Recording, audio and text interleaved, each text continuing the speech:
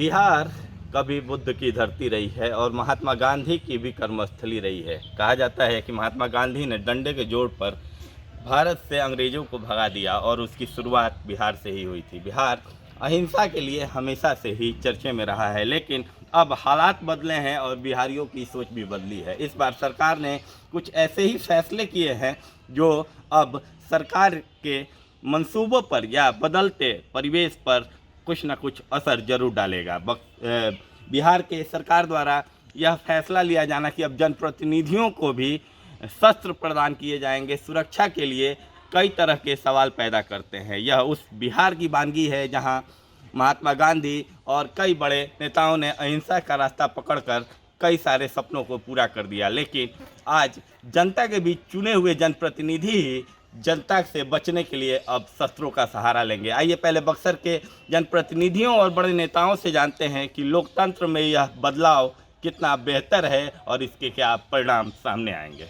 तो शस्त्र रखना अपनी सुरक्षा के लिए सबके लिए सही है, लेकिन सबसे अगर बड़ा कहीं दुरुपयोग हो रहा है शस्त्र और सरकारी खजाने का, तो ये सरकार तमाम सारे पूर्व विधायक तमाम सारे लोगों को इस देश में 5,739 जो वीआईपीओ की सुरक्षा दी गई है, जिस पर सरकार का ये लोकतंत्र में अपराधीकरण को बढ़ावा दिया जा रहा है।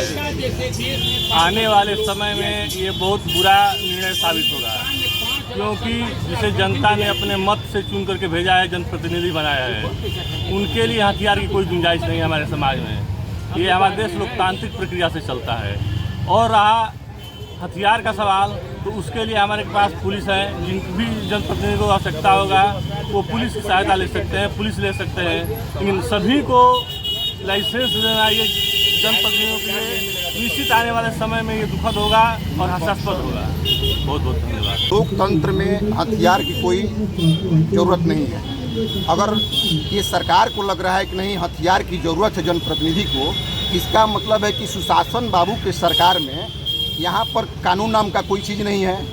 यहाँ पर अपराधीकरण बढ़ गया है, उसी के चलते उनको देना पड़ रहा है लाइसेंस। तो ये साफ ये झलक रहा है कि हमारे सुशासन बाबू की सरकार में क्राइम बढ़ गया है और रोज़ मर्डर हो रहा है, और उसी के चलते जनप्रतिनिधियों के लिए लाइसेंस दे रहे हैं। अब ये जहाँ तक शस्त्र रखने की बात है, यह एक तरह से जनतंत्र को बर्बाद किया जा रहा है। जनप्रतिनिधियों को शस्त्र लाइसेंस देने का ऐसा कोई प्रोविज़न नहीं हो सकता है। विशेष परिस्थिति में किसी व्यक्ति विशेष को दिया जा सकता है, उसके साथ पर्सनल सिचुएशन पर, यह आम बायलॉज बनाने। सुना आपने कि जनप्रतिनिधियों का क्या कहना है। बदलते परिवेश में, सामाजिक समीकरण में और जनता के बीच चुने हुए जनप्रतिनिधियों के बीच कैसी व्यवस्थाएं अब स्थापित हो रही हैं कि जनप्रतिनिधियों को भी अब शस्त्रों की ज़रूरत है। जो जनप्रतिनिधि जनता के बीच जनता द्वारा ही चुन के जाते हैं, उन्हें अब जनता से बचने के लिए ही शस्त्र की ज़रूरत है।